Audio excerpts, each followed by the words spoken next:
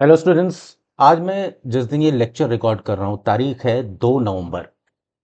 और 2 नवंबर 2025 के इस दिन से अगर आप 95 साल पीछे जाएं, यानी कि 2 नवंबर 1930, तो वो आज ही का दिन था जब नोबेल प्राइज कमेटी ने डॉक्टर सीवी रमन के लिए फिजिक्स के नोबेल पुरस्कार की घोषणा की थी। अब ये फिजिक्स का नोबेल पुरस्कार उन्हें क्यों दिया गया था? उनके द्वारा खोजे गए Raman effect, Raman scattering effect या रमन के प्रकीर्णन प्रभाव के लिए उनको ये इफेक्ट दिया गया था। अब ये क्या है? बहुत सरल तरीके से अगर आप समझें इसको, तो जब भी कोई प्रकाश की किरणें किसी तल से, किसी धरातल से या किसी पदार्थ के बने हुए किसी तल से टकराती हैं, और जब उनमें एक परावर्तन होता है, तो किरणों के कुछ भाग की वेवलेंथ यानी उसकी तरंग दैर्ध्य बदल जाती है। यानी जब वो उससे टकराती हैं तो पदार्थ के अणुओं के साथ उनके उनके इंटरेक्शन और उनका जो अंतर क्रिया है उसके दौरान या तो उनकी ऊर्जा कुछ क्षय हो जाती है, वो कुछ ऊर्जा प्राप्त करती हैं, और इस तरह से उनकी तरंग दैर्ध्य में बदलाव हो जाता है। और इसी चीज को खोजा था सीवी रमन ने। और जब ये खोज वो कर रहे थे तो आपको जान के आश्चर्य होगा कि उनके पास प्रयोगशाला के नाम पर आज की तरह बड़ी विशालकाय और बड़ी फैंसी लेबोरेटरीज नहीं थी उस समय। उस समय उनके पास संसाधनों के नाम पर सिर्फ एक मरकरी लैम्प था, एक स्पेक्ट्रोग्राफ था, कुछ लेंसेस थे, और एक बेंजीन की शीशी हुआ करती थी। सोचिए, इन तीन चार एपरेटस के सहारे उन्होंने उस समय के सबसे विस्मयकारी खोज की रमन इफेक्ट के रूप में। तो आप में से जो लोग भी या आपके जानने वाले में अगर कोई इस बात का रोना रोता है कि हमारे पास संसाधन नहीं है, हमारे पास पैसे नहीं है, हमारे पास विधायक कम है, तो उनसे ये कहानी आप जरूर शेयर करिएगा। क्योंकि अक्सर जो महान उपलब्धियां हैं या जो महान खोजें हैं, वो बड़े रिसोर्सेज या बड़ी सुविधाओं से नहीं प्राप्त किए जाते, बल्कि बड़ी जिज्ञासाओं से प्राप्त किए जाते हैं, या लगातार आपके सतत जो आपका संकल्प है उसके द्वारा प्राप्त किए जाते हैं। तो ये एक बड़ी खूबसूरत सी सीख आपको अपने जीवन में लेना बहुत ज़रूरी है रमन साहब की इस स्टोरी से। और इसी नोट पर एंड करते हुए हम इससे इंट्रोडक्शन को और हम आगे बढ़ते हैं, और आज के अगले जो हमारे 3 सवाल हैं पेपर 3 के, उसको एक बार देखने की कोशिश करते हैं कि 3 प्रश्न आज कौन से हैं और उनका उत्तर हम किस तरह से लिखेंगे। अच्छा, अगर आप फिलहाल ये सोच रहे हो कि अगले कुछ समय में जो आपके पास ज़्यादा मुश्किल से 3 महीने बचे होंगे, उसमें आप सिलेबस को नोट्स के ज़रिए पढ़ के और कंप्लीट कर लेंगे, तो मेरे ख्याल से आप थोड़ी सी स्ट्रैटेजिकली यहाँ पर एक मिस्टेक कर रहे हैं। मुझे लगता है कि अब वो समय है कि आपको सिलेबस को अलग अलग प्रश्नोत्तरों के माध्यम से करने की ओर प्रवृत्त होना चाहिए। आप जितने अलग अलग तरह के प्रश्न उत्तर लगाएंगे, आपकी समझ सिलेबस के लिए बढ़ेगी, और आप एग्जाम में लिखना भी सीखेंगे।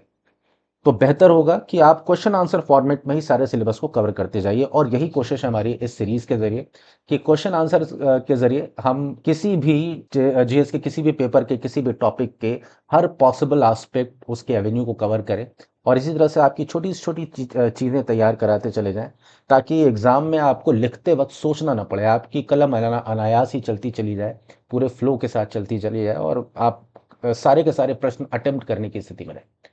तो इसी लक्ष्य को लेकर हम आगे बढ़े। चलिए, इसी को आगे बढ़ाते हुए हम आज का पहला प्रश्न देखते हैं, और पहला प्रश्न है, सतत विकास लक्ष्यों के संदर्भ में किसी को पीछे न छोड़ने से आपका क्या आशय है, आप क्या समझते हैं? यह प्रश्न 2 बार आ चुका है।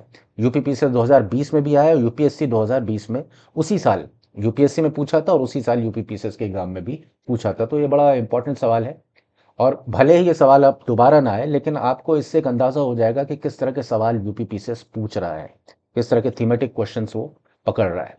तो आपको उसी हिसाब से अपनी तैयारियों को भी अंतिम रूप देना है। तो आइए इस प्रश्न को सबसे पहले देखते हैं। एसडीजीज के संदर्भ में किसी को पीछे न छोड़ना। तो सबसे पहले अगर हम एसडीजीज की बात करें, सतत विकास लक्ष्यों की बात करें, तो ये क्या है?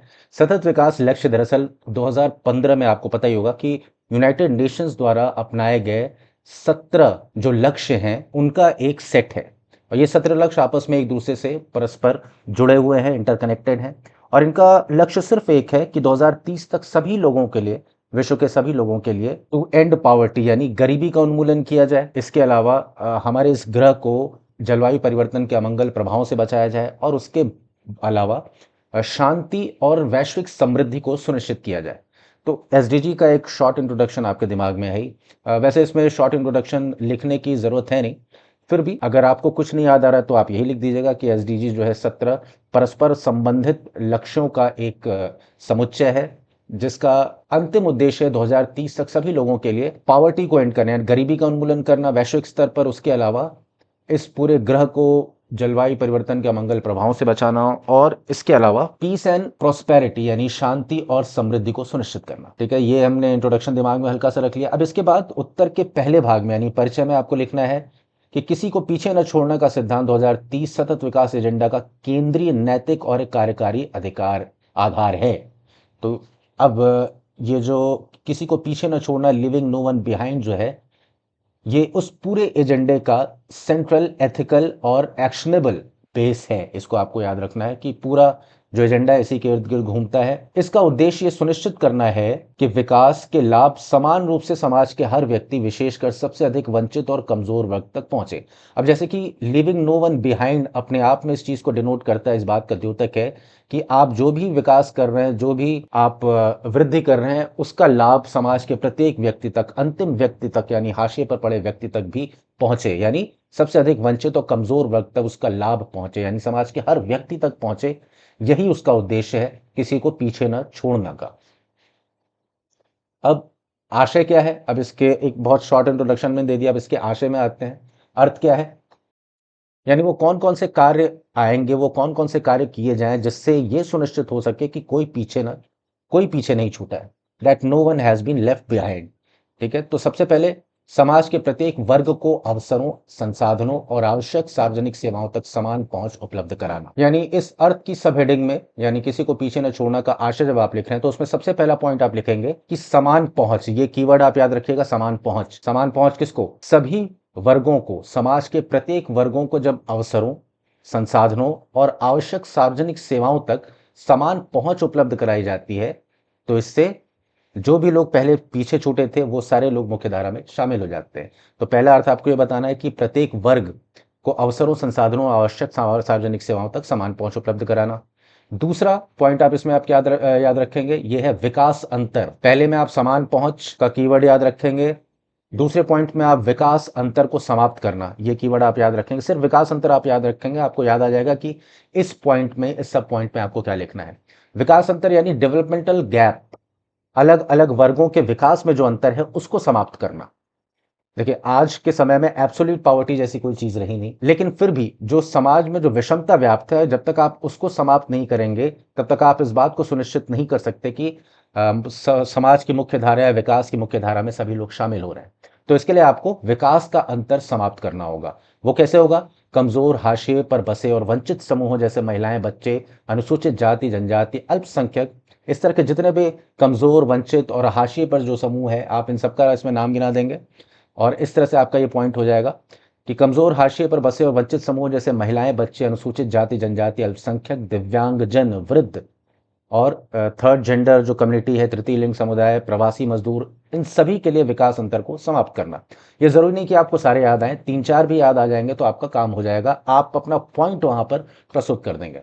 अगला है पॉइंट कि विकास की सोच को केवल समग्र वृद्धि से आगे बढ़ाकर न्यायपूर्ण, समान और समावेशी विकास तक ले जाना। तो यहां पर आपको सिर्फ एक कीवर्ड याद रखना है, समावेशी विकास, और इस कीवर्ड के सहारे आप ये लाइन लिख लेंगे कि विकास की सोच को केवल समग्र वृद्धि, हम सिर्फ ग्रोथ ओरिएंटेड नहीं रहेंगे, बल्कि हम एक ऐसी ग्रोथ या ऐसे डेवलपमेंट पर फोकस करेंगे जो न्यायपूर्ण हो, समान और समावेशी हो। यानी हम वृद्धि से आगे बढ़कर विकास के प्रक्षेप्य पर जाएंगे। आपको याद रखना है कि किसी को पीछे न छोड़ने का आशय कि ये भी है कि हम सिर्फ वृद्धि पर फोकस न करें, बल्कि हम विकास की ओर ध्यान दें, क्योंकि विकास ही जो होता है वो न्यायपूर्ण, समान और समावेशी होता है।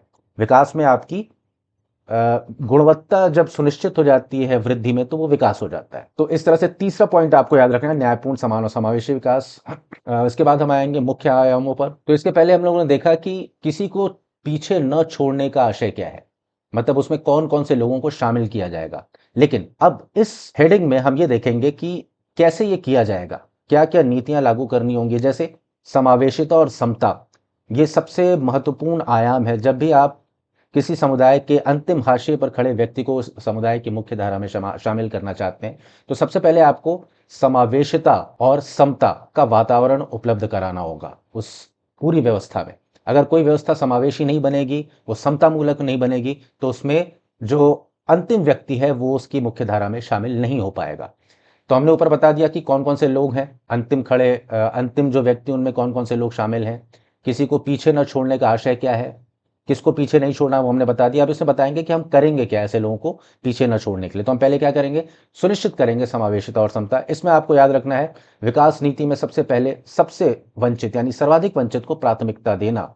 उसके बाद बहुआयामी गरीबी यानी मल्टी डायमेंशनल पॉवर्टी उन्मूलन के लिए लक्षित हस्तक्षेप करना। हमें पता है कि बहुआयामी गरीबी या मल्टी डायमेंशनल पॉवर्टी का क्या हिसाब है। मल्टी डायमेंशनल पॉवर्टी ये बियॉन्ड इनकम यानी आपके सिर्फ आय पर आधारित नहीं है। आप कितने डेवलप्ड हैं, ये इसका आधार सिर्फ आपकी आय को नहीं बनाती, बल्कि उसमें शामिल करती है 3 नए इंडाइसेस को या 3 नए संकेतकों को भी।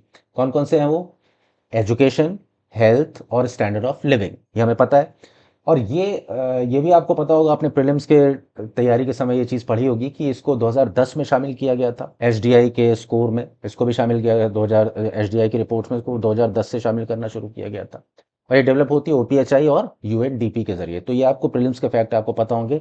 अगर याद आता है तो लिख दीजिए, नहीं तो कोई ज़रूरत नहीं, आपको वैसे भी बहुत कुछ लिखना है तो ये लिखने की ज़रूरत है नहीं। ओपीएचआई यानी Oxford poverty and human development initiative, और उसके बाद यूएनडीपी आपको पता ही है। तो इन दोनों मिल के इस रिपोर्ट को हर एसडीआई रिपोर्ट में इसको शामिल करते हैं। तो बहुआयामी गरीबी उन्मूलन हेतु लक्षित हस्तक्षेप के माध्यम से हम समावेशिता और समता को सुनिश्चित करेंगे, और इससे क्या होगा, जो विकास की मुख्य धारा है उसमें कोई भी पीछे नहीं छूटेगा। ये तो पहली स्ट्रैटेजी थी, एक्शनेबल स्ट्रैटेजी। उसके बाद आगे क्या है, भेदभाव रहित दृष्टिकोण। हम कैसे सुनिश्चित करेंगे कि कोई पीछे नहीं छूटा है? ये तभी होगा जब हम भेदभाव रहित निष्पक्ष दृष्टिकोण नीतियों और उनके क्रियान्वयन में अपनाएंगे। तो संरचनात्मक विषमताओं, सामाजिक बहिष्कार और पूर्वाग्रहों को समाप्त करके ही एक ऐसा वातावरण बनाया जा सकता है जहां पर किसी तरह का कोई भेदभाव न हो। आगे है भागीदारी और सशक्तिकरण। यहाँ पर सशक्तिकरण की स्पेलिंग थोड़ी सी गलत है, इसको आप सुधार लीजिएगा, त पर बड़ी की मात्रा होगी। भागीदारी एवं सशक्तिकरण, नीति निर्माण, क्रियान्वयन और निगरानी में वंचित समुदायों की भागीदारी और प्रतिनिधित्व सुनिश्चित करना। इसके माध्यम से हम क्या करेंगे, जब नीति निर्माण यानी पॉलिसी मेकिंग के दौरान, उसके एग्जीक्यूशन के दौरान और उसकी मॉनिटरिंग के दौरान जब हम जो डिप्राइव्ड कम्युनिटीज हैं उनकी भागीदारी और प्रतिनिधित्व सुनिश्चित करते हैं, तो इससे क्या एक किस तरह का वातावरण निर्मित होता है? एक ऐसा वातावरण सुनिश्चित होता है जहां पर सबकी समान भागीदारी हो और सबका समान रूप से सशक्तिकरण भी हो। आगे क्या है, उत्तरदायित्व और साक्ष्य आधारित शासन। विभाजित आंकड़े, डिसएग्रीगेटेड डेटा का उपयोग लिंग, जाति, आयु, भूगोल आदि के आधार पर, ताकि वास्तविक वंचना की पहचान हो सके। अब उत्तरदायित्व और साक्ष्य आधारित शासन कैसे होगा? जब आपकी नीतियां उन आंकड़ों के आधार पर बनाई जाएंगी जो डिसएग्रीगेटेड हों। डिसएग्रीगेटेड का मतलब कि समग्र रूप से आप किसी भी समुदाय या किसी स्थान विशेष के लोगों के ऊपर आप नहीं बनाएंगे, उनको उनके रहन सहन या उनके ऊपर इकट्ठा क्यों आंकड़ों के आधार पर वहां पर नीति नहीं बनाएंगे, बल्कि वहां पर रह रहे प्रत्येक वर्ग के लोगों के लिविंग स्टैंडर्ड, वो कैसे रह रहे हैं, उनका जीवन कैसे चल रहा है, उन सभी को ध्यान में रखते हुए आप नीतियां बनाएंगे। तो इस तरह से डिसएग्रीगेटेड डेटा का उपयोग करेंगे आप अपने नीतियों के निर्माण में। और इसमें कौन कौन आएगा? आप प्रत्येक लिंग के हिसाब से आंकड़ों को इकट्ठा करेंगे, जातियों के हिसाब से आंकड़े इकट्ठा करेंगे। जैसे जातिगत जनगणना भी इस दिशा में एक कदम है, आप उसको भी लिख सकते हैं चाहे तो, हालांकि आपको इतना समय नहीं मिलेगा। सिर्फ आप ये लिख दीजिएगा कि किस किस तरह के कमजोर वर्गों को या वर्गों की किन किन किन आधारों पर अलग अलग समूहों का आंकड़ा इकट्ठा किया जाना है। तो लिंग आधारित, जाति आधारित, आयु, भूगोल आदि के आधार पर। और इसलिए ताकि वास्तविक वंचना, ताकि ये पता चल सके कि कौन लोग वाकई में डिप्राइव्ड हैं, ये पता किया जा सके। तो इसके लिए आप उत्तरदायी एवं साक्ष्य आधारित शासन में आप ये चीजें लिखेंगे। पहला कि डिसएग्रीगेटेड डेटा का उपयोग करना है जिससे वास्तविक वंचना का पहचान हो सके। उसके बाद सुशासन, पारदर्शिता और उत्तरदायी व्यवस्था को सुदृढ़ बनाना होगा। ठीक है, तो आप सिंपल व्यवस्था को सुदृढ़ कर दीजिए, यहां पर ये आपका कीवर्ड रहेगा। तो इस तरह से हमने 4 अलग अलग सब हेडिंग्स देखी। अब 5 इसके बाद आ जाता है आपका एसडीजीज में प्रासंगिकता। अब इन जो 5 सब हेडिंग्स हैं, इनके जो शॉर्ट कीवर्ड्स हैं उनको एक बार आप देख लें, या एक काम भी कर सकते हैं, अगर आप इनको नहीं भी देखते इन कीवर्ड्स को, अगर आप समावेशिता और समता जैसे सब हेडिंग लिख रहे हैं तो आपको याद आ जाएगा कि इसमें लिखना क्या है। भाई कोई पीछे नहीं छूटेगा, ऐसा समाज हम तभी बना सकते हैं जब हम अपनी नीतियों में समावेशी हों, और समता मूलक नीतियां बनाएं और उनका क्रियान्वयन करें। तो ये बड़े आराम से लिख लेंगे। उसी तरह से भेदभाव रहित दृष्टिकोण भी ज़रूरी है, ताकि ऐसी नीतियां बने और ऐसी नीतियों से ऐसे समाज का निर्माण हो जहां पर किसी के बीच भी भेदभाव ना हो, किसी भी आधार पर भेदभाव ना हो। भागीदारी और सशक्तिकरण, ये सब हेडिंग अगर आप याद रखेंगे तो आप इसमें भी बड़े आराम से एक लाइन लिख लेंगे। चौथी लाइन आपको याद रहेगी, उत्तरदायित्व और साक्ष्य आधारित शासन। साक्ष्य आधारित शासन की बात क्यों आ रही है यहाँ पर? क्योंकि जब तक हम डेटा कलेक्ट नहीं करेंगे अलग अलग समुदायों के हिसाब से, तब तक हम डेटा को एनालाइज नहीं कर पाएंगे और उसके आधार पर हम नीतियां सही तरीके से नहीं बना पाएंगे। तो एक तरह का मान के चलिए कि डेटा साइंस का आप इस्तेमाल करते हुए हर जगह आप साक्ष्य आधारित नीतियां बना रहे हैं। तो इसको आप चौथा पॉइंट लिखें। बड़े आराम से आपके 4, 5, 6 लाइन से इसमें बड़े आराम से लिखी जा सकती है इन चारों पॉइंट्स को मिला के। अब आते हैं एसडीजीज में प्रासंगिकता। उत्तर के इस भाग में आपको बताना है कि एसडीजीज में ये जो किसी को पीछे न छोड़ना, ये जो सिद्धांत है, लिविंग नो वंस बिहाइंड, ये कहाँ कहाँ पर डायरेक्टली आया है? वैसे तो ये सारे 17 लक्ष्यों में ये अंतर्व्याप्त थे, लेकिन फिर भी अगर लक्ष्य 1 की बात करें यानी गरीबी समाप्त करना, तो वहाँ पर डायरेक्टली है ना, नो पावर्टी। अगर आप पावर्टी को एलिमिनेट कर देंगे तो सारे लोग जो है वो मुख्य धारा में आ जाएंगे, कोई पीछे नहीं छूटेगा। 10वां लक्ष्य क्या है? समानताओं में कमी। सीधे इस सिद्धांत का समर्थन करते हैं। तो लक्ष्य 1 और लक्ष्य 10 ये दोनों सीधे इस सिद्धांत का समर्थन करते हैं। और अगर आपको एसडीजीज याद नहीं होते हैं तो हमारी एक वीडियो पड़ी हो हमारे चैनल पे एसडीजीज को लेके, और एक बार अगर आप उस वीडियो को देख लेते हैं तो ये मान के चलिए कि आपको जीवन में कभी एसडीजीज भूल भी नहीं सकता। आप कोशिश करेंगे अपने दिमाग से मिटाने की ना, वो भी नहीं होगा। तो एक बार जाइए प्लेलिस्ट में जाके कहीं देखिए, एसडीजीज पे मैंने एक वीडियो बनाया है और बहुत हेल्पफुल होगा आपको सारे एसडीजीज याद करने में। तो एसडीजीज में इसकी क्या प्रासंगिकता है? लक्ष्य 1 और 10 को तो ये सीधे डायरेक्टली एड्रेस करता है, लिविंग नो वन बिहाइंड। उसके बाद सभी 17 एसडीजीज का ये अंतर्व्यापी क्रॉस कटिंग सिद्धांत है, विशेषकर स्वास्थ्य, गुणवत्तापूर्ण शिक्षा, लैंगिक समानता, स्वच्छ जल और स्वच्छता, सम्मानजनक आजीविका, यानी लक्ष्य 3, गोल 3, 4, 5, 6 और 8 का। तो आपको एसडीजीज की प्रासंगिकता यहाँ 1-2 लाइन में लिख देनी है कि वैसे तो ये सभी एसडीजीज में विद्यमान है, सभी गोल्स में, लेकिन 1, 10, 3, 4, 5, 6 और 8 को में ये विशेष रूप से अंतर्व्याप्त है। ठीक है, अब आगे चलते हैं। इस दिशा में भारत के क्या प्रयास रहे? लिविंग नो वन बिहाइंड जैसे एक अंतर्व्यापी सिद्धांत जिसके आधार पर इन सारे 17 एसडीजीज को बनाया गया है, उस दिशा में भारत के प्रयास क्या रहे हैं? सबसे पहले आप लिख देंगे आकांक्षी जिला कार्यक्रम, एडीपी, एस्पिरेशनल डिस्ट्रिक्ट प्रोग्राम। उसके बाद वित्तीय समावेशन, जनधन आधार वाला जो था सारा मामला, उसको आप जैम ट्रिनिटी या जनधन, जो जैम त्रयी जिसको बोलते हैं आप उसको लिख दीजिएगा, वित्तीय समावेशन त्रयी, जनधन आधार, मोबाइल, पोषण अभियान। ये सारे आपके योजनाएं आपको पता भी हैं, आप बड़े आराम से इन पर लिख भी सकते हैं, लेकिन फिलहाल इनको सिर्फ इनका नाम लिख देना है यहाँ पर, कौन कौन से कार्यक्रम इस दिशा में चलाए गए। तो aspirational district programme, JAM trinity, Poshan Abhiyaan, स्वच्छ भारत मिशन, प्रधानमंत्री जन आरोग्य योजना, राष्ट्रीय शिक्षा नीति एनईपी 2020, ये सारे अगर आपने एक एक लाइन में लिख भी दिया लिया, अगर एक लाइन में ही आपने सारे प्रोग्राम्स का नाम भी लिख दिया तो भी आपका काम यहाँ पर हो जाएगा और बड़े अच्छे मार्क्स आपको एग्जामिनर दे के निकल लेगा। अंतिम छोर तक सेवा वितरण, लास्ट माइल डिलीवरी, डिजिटल समावेशन, सामाजिक सुरक्षा योजना और सबका साथ सबका विकास सबका विश्वास की नीति, ये सारी चीजें भारत इसी दिशा में प्रयास है कि एक ऐसे राष्ट्र का निर्माण किया जा सके जहां पर कोई भी पीछे न छूट पाए।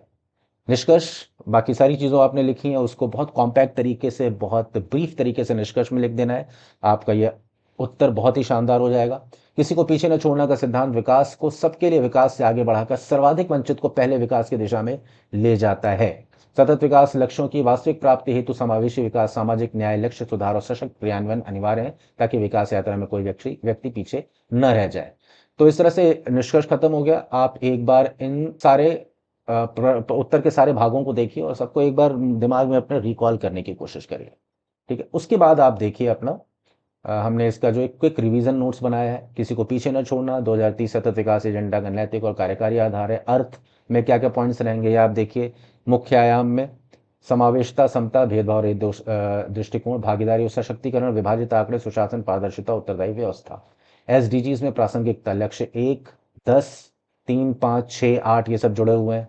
उसके बाद भारत के प्रयास आपने ये लिख दिया, निष्कर्ष हो गया। इस तरह से आप एक बार यहीं पर वीडियो पॉज करके और रिकॉल करने की कोशिश करिए कि आपने अभी तक क्या क्या पढ़ा है, क्या उसको आप कंप्रेस करके एक शॉर्ट नोट्स के तौर पर अपने पेपर पे लिख पा रहे हैं। अगर लिख पा रहे हैं तो बड़ी अच्छी बात, नहीं लिख पा रहे हैं तो इसको एक बार दोबारा देखिए। चलिए, अब अगले प्रश्न पर बढ़ते हैं। अगला प्रश्न है कि नीति आयोग द्वारा तैयार राष्ट्रीय ऊर्जा नीति 2017 के अनुसार नवीकरणीय ऊर्जा के संदर्भ में प्रत्येक पीढ़ी के लक्ष्यों का वर्णन कीजिए। देखिए, ये करंट अफेयर्स का प्रश्न है, 2018 के यूपीपीसीएस के एग्जाम में पूछ चुका है, तो इस बार के लिहाज से इंपॉर्टेंट नहीं, लेकिन फिर भी अगर ऐसा प्रश्न पूछा जाएगा तो आप उसका उत्तर कैसे लिखेंगे, इस बारे में आपको एक इंसाइट आपको मिल जाएगा इस उत्तर के माध्यम से। मैं जब करंट अफेयर्स करा रहा हूँगा, तो इकोनॉमी का जितना करंट अफेयर्स का पार्ट है उसके आधार पर जितने क्वेश्चन बन रहे हैं वो सारे मैं करवाऊंगा, इसलिए आपको इसके लिए चिंता नहीं करनी है। फिलहाल चूंकि ये आया हुआ है, इस बार एक बार तो हम लोग इसको देख लेते हैं, क्योंकि इस तरह के प्रश्न पूछता है एग्जाम में, और उसके लिए आपको मानसिक रूप से तैयार रहना है। आज राष्ट्रीय ऊर्जा नीति नेशनल एनर्जी पॉलिसी 2017 का उद्देश्य भारत की ऊर्जा प्रणाली को सुरक्षित, सुलभ, सतत और दक्ष बनाना है। ये ऊर्जा मिश्रण, मैं इसको सिर्फ पढ़ दे रहा हूँ, ये आपके काम का है नहीं, सिर्फ आपके दिमाग में एक खाका बन जाए कि आप जब भी किसी टॉपिक को पढ़ें तो आपको समझ में आना चाहिए कि यहाँ से क्वेश्चन बन सकता है, खासतौर करंट अफेयर्स के टॉपिक्स पे। इस टॉपिक पे दोबारा क्वेश्चन तो नहीं बनेगा। तो राष्ट्रीय ऊर्जा नीति का उद्देश्य भारत की ऊर्जा प्रणाली को सुरक्षित, हमने देख लिया। नवीकरणीय ऊर्जा के प्रमुख लक्ष्य, ये सारे के सारे जो ऊर्जा लक्ष्य हैं वो पुराने हैं।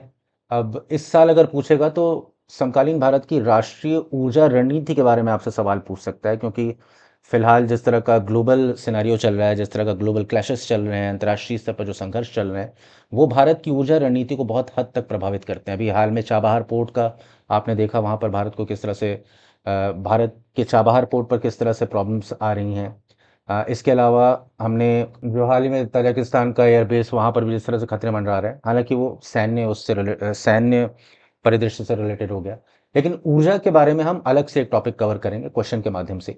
फिलहाल ये सौर ऊर्जा लक्ष्य आप देख लें।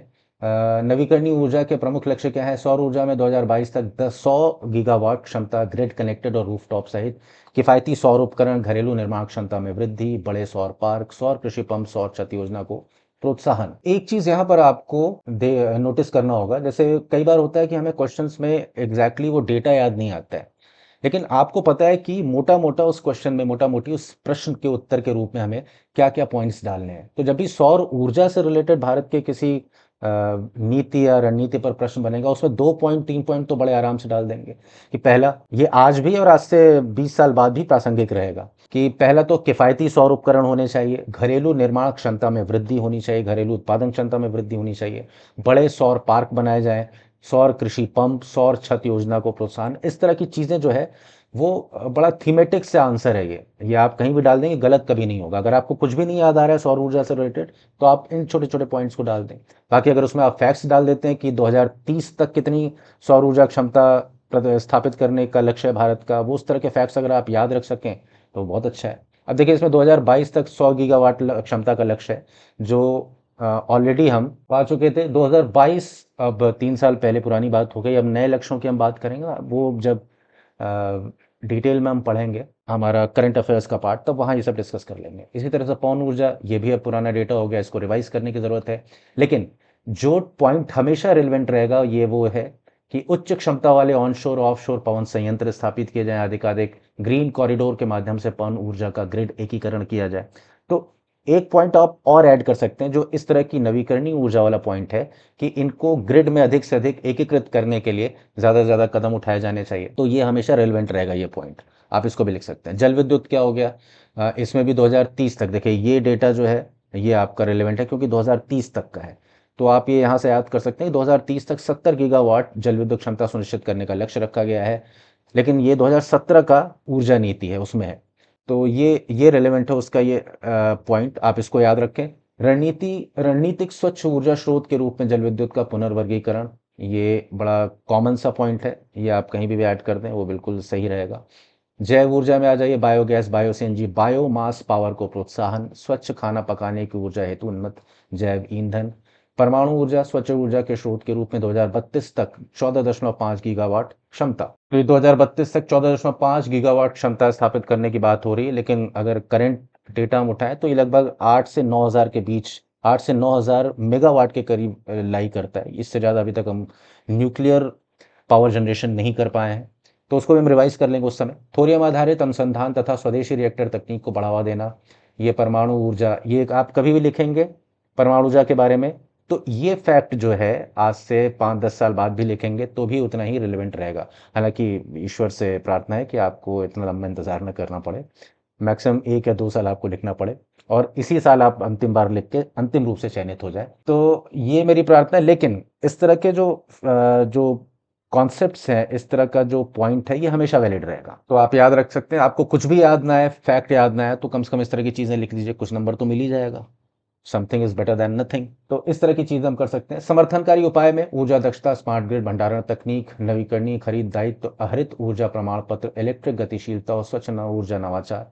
निष्कर्ष एनईपी 2017 भारत को स्वच्छ कम कार्बन ऊर्जा और सुरक्षित भविष्य की ओर ले जाती है, फला फला फला। ये देखिए, क्वेश्चन सिर्फ मैंने पढ़ दिया ताकि आपको एक खाका आपके दिमाग में रहे कि इस तरह के प्रश्नों के उत्तर हम कैसे लिखेंगे और क्या क्या उसमें डालना है आपको। मैथ ये इस तरह का प्रश्न जो है मोस्टली फैक्चुअल बेस्ड होता है, तो इसमें आपको बहुत ज़्यादा कॉन्सेप्ट की ज़रूरत नहीं है। सिर्फ करंट के टाइम आप इसका एक शॉर्ट नोट्स बना लेंगे तो आपका काम आसान हो जाएगा। क्विक रिवीजन ये है आपका। आगे चलते हैं हम लोग। नीति आयोग की संरचना उद्देश्यों की व्याख्या कीजिए। ये प्रश्न 2016 और 2017 में आया है यूपी पीसीएस ऑप्शनल के पेपर में। जब ऑप्शनल हुआ करता था यूपी पीसीएस में मेंस में, तब का ये प्रश्न है और इकोनॉमिक्स का प्रश्न है। और यूपी पीसीएस का एक और ट्रेंड है कि वो ऑप्शनल में पुराने पूछे हुए प्रश्नों को अपने जीएस के पेपर में अक्सर ऐड कर देता है। तो या तो आप पीवाईक्यूज करके जाएं यूपी पीसीएस के पूर्व में आए हुए प्रश्न, या ऑप्शनल में आए हुए प्रश्न करके जाइए उस पर्टिकुलर सब्जेक्ट से, या तो यूपीएससी के प्रश्न करके जाइए। मोस्टली इन्हीं 3 सोर्सेज के बीच में घूमता रहता है आयोग। तो ये इंपॉर्टेंट क्वेश्चन हो जाता है कि नीति आयोग की संरचना उद्देश्यों की व्याख्या कीजिए, क्योंकि ऑप्शनल इकोनॉमिक्स में आ चुका है। अब इसका उत्तर हम प्रीलिम्स में भी ये सारी चीज़ें पढ़ते आ रहे हैं और मेंस के लिए भी हमने जब एक टॉपिक के तौर पे इसको पढ़ा होगा सरसरी निगाह से, तो सेम चीज़ें आपको इसमें लिखनी है। इंट्रोडक्शन में आपको बता देना है कि नीति आयोग का एक आप उसका फुल फॉर्म लिख दें, नीति आयोग यानी national institution for transforming India, और बता देंगे कि कब ये डेवलप हुआ था। 2015 में योजना आयोग के स्थान पर इसको गठित किया गया था। ये एक लाइन का शॉर्ट इंट्रोडक्शन, ये फैक्चुअल भी अपने आप में कॉन्सेप्चुअल है। इसके बाद आप एक लाइन में, अगले 1 या 2 लाइन में आप इसका उद्देश्य लिख देंगे। उद्देश्य क्या है? भारत में सहकारी एवं प्रतिस्पर्धी संघवाद को स्थापित करना, इसको प्रोत्साहित करते हुए नीति निर्माण में सुधार, साक्ष्य आधारित शासन और दीर्घकालिक विकास रणनीति तैयार करना इसका उद्देश्य है। तो पहले में आप बता देंगे पहली लाइन में कि नीति आयोग एग्जैक्टली है, कब इसका गठन किया गया था, 2015 में, फुल फॉर्म लिख देंगे और उद्देश्य बता देंगे दूसरी लाइन में। इस तरह से आपका एक बड़ा ही असरदार इंट्रोडक्शन आपका हो जाएगा। अब आगे बढ़ते हैं हम लोग। नीति आयोग की संरचना। अध्यक्ष, हमें पता है कि भारत के प्रधानमंत्री नीति आयोग के अध्यक्ष होते हैं। पहले योजना आयोग के अध्यक्ष हुआ करते थे, अब नीति आयोग के अध्यक्ष हैं। शासन परिषद, गवर्निंग काउंसिल में कौन कौन से सदस्य इसके शामिल होते हैं? सबसे पहले मुख्यमंत्री और केंद्र शासित प्रदेशों के उपराज्यपालों से मिलकर बनी है नीति आयोग की गवर्निंग काउंसिल। तो आपको पहले में बताना है कि अध्यक्ष कौन होता है, फिर गवर्निंग काउंसिल पे आ जाएंगे। गवर्निंग काउंसिल में आप बता देंगे मुख्यमंत्री और केंद्र शासित प्रदेशों के उपराज्यपाल। इसके अलावा आप बता देंगे कि समय समय पर नीति आयोग क्षेत्रीय परिषदों का गठन करता है। राज्यों, केंद्र शासित प्रदेशों के क्षेत्रीय मुद्दों के समाधान हेतु ये समय समय पर गठित किया जाता है और गृह मंत्री या नामित सदस्य, इसकी नॉमिनेटेड जो मेंबर्स होते हैं वो उसकी अध्यक्षता करते हैं। फिर हम आ जाएंगे उपाध्यक्ष और सदस्य पे। प्रधानमंत्री द्वारा नियुक्त उपाध्यक्ष होता है इसका। पूर्णकालिक सदस्य शामिल होते हैं इसमें, अंशकालिक सदस्य भी शामिल होते हैं और इसके अलावा एक्स ऑफिशियो यानी पदेन सदस्य भी इसमें शामिल होते हैं। फिर आते हैं विशेषज्ञों, तकनीकी संस्थानों तथा शोधकर्ताओं की भागीदारी इसमें होती है। फिर अटल नवाचार मिशन और अन्य थिंक टैंक इकाइयां भी इसमें शामिल होती हैं, इसका एक भाग होती हैं। भाई अलग अलग स्तर पर अलग अलग जो थिंक टैंक यूनिट्स हैं और चिंतक हैं जो देश की नीतियों के बारे में सही ढंग से सोच सकते हैं, ऐसे लोगों को इकट्ठा करना ही होगा, तभी नीति आयोग अपने उद्देश्यों में सफल हो पाएगी। तो इस तरह की चीजें इसमें, इस तरह की थिंक टैंक यूनिट्स इसमें होना लाजमी है। अच्छा, अटल नवाचार मिशन और अन्य थिंक टैंक इकाइयां, इनका उद्देश्य क्या होता है? नवाचार, स्टार्टअप और उद्यमिता को बढ़ावा देने के लिए। अब आ जाते हैं उद्देश्य। उद्देश्य आपका रटा होगा पहले भी, प्रतिस्पर्धी संघवाद को सुदृढ़ करना पहला उद्देश्य है। दीर्घकालिक दृश्य विजन दस्तावेज जिसको बोलते हैं, विजन डॉक्यूमेंट, स्ट्रैटेजी पेपर, रणनीति पत्र और कार्य योजना तैयार करना। तो पहला क्या है? प्रतिस्पर्धी संघवाद को सुनिश्चित करना। दूसरा क्या है? दृष्टि दस्तावेज या विजन डॉक्यूमेंट, रणनीति पत्र और कार्य योजना तैयार करना। तीसरा क्या है? नीति निर्माण में राज्यों की भागीदारी बढ़ाना।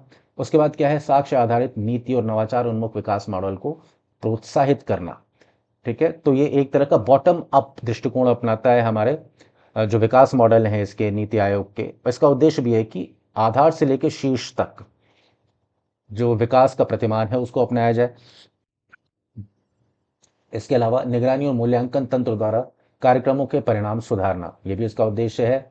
एसडीजीज कार्यान्वयन में समन्वय और प्रगति की ट्रैकिंग, वो कितना एसडीजीज गोल्स में हमारे अलग अलग राज्य कैसा प्रदर्शन कर रहे हैं, उनका परफॉर्मेंस कैसा है, समय समय पर उसकी निगरानी करना, ये भी हमारे नीति आयोग का कार्य है। निष्कर्ष में आप लिख देंगे, नीति आयोग टॉप डाउन योजना मॉडल को बॉटम अप सहयोगात्मक मॉडल में बदलकर भारत के समावेशी विकास, नवाचार और सुशासन को नई दिशा प्रदान करता है। यह राज्य केंद्र साझेदारी एवं परिणाम आधारित विकास को प्रोत्साहित करने वाला सशक्त थिंक टैंक है। अब इसका क्विक रिवीजन नोट्स आप देख लें। पहले भूमिका में आपको बताना है कब गठित हुआ था, उसके बाद उद्देश्य क्या है। संरचना में आपको अध्यक्ष, शासी परिषद, गवर्निंग काउंसिल, क्षेत्रीय परिषदें, उपाध्यक्ष, पूर्णकालिक अंशकालिक सदस्य, पदेन सदस्य, और अटल इनोवेशन मिशन और थिंक टैंक इसकी इकाइयां जो है उनके बारे में बताना है। उद्देश्य बताना है, संघवाद सुदृढ़ करना, राज्यों की भागीदारी, रणनीति, दृष्टि दस्तावेज, कार्य योजना, साक्ष्य, नवाचार, मूल्यांकन तंत्र, एसडीजी, समन्वय इत्यादि। निष्कर्ष, बॉटम अप विकास मॉडल व परिणाम आधारित सुशासन को बढ़ावा देता है नीति आयोग। तो इस तरह से आपका नीति आयोग का भी ये प्रश्न कवर हो गया। एक बार फिर से आप इसको देखें और 2-3 बार इसके जितने कीवर्ड्स हैं उसको अपने दिमाग में, उसके उत्तर के अलग अलग भागों में कौन कौन से पॉइंट्स में कौन कौन से कीवर्ड्स आएंगे, उनको एक बार दिमाग में रखते हो आप उनको शॉर्ट नोट्स के रूप में तब्दील करने की कोशिश करिए। तो इससे क्या होगा, साथ साथ आपका शॉर्ट नोट्स भी तैयार होता चला जाएगा। चलिए अब नेक्स्ट वीडियो में मिलते हैं। तो मैं एक चीज़ आपसे पूछना चाह रहा था, डिस्कस करना चाह रहा था कि क्या मैं हर पेपर का डेली 3 से 4 प्रश्न या 5 प्रश्न, अभी उसको और मैं बढ़ाऊंगा, वो करूं, या पहले पेपर 1 को खत्म करूं पूरा फिर पेपर 2 पे जाऊं। आपको कौन सा मॉडल बेहतर लग रहा है, इस बारे में मुझे कमेंट्स में ज़रूर बताइएगा, तो मैं उसी तरह से आगे बढ़ूंगा। मिलते हैं नेक्स्ट वीडियो में, तब तक के लिए जय हिंद।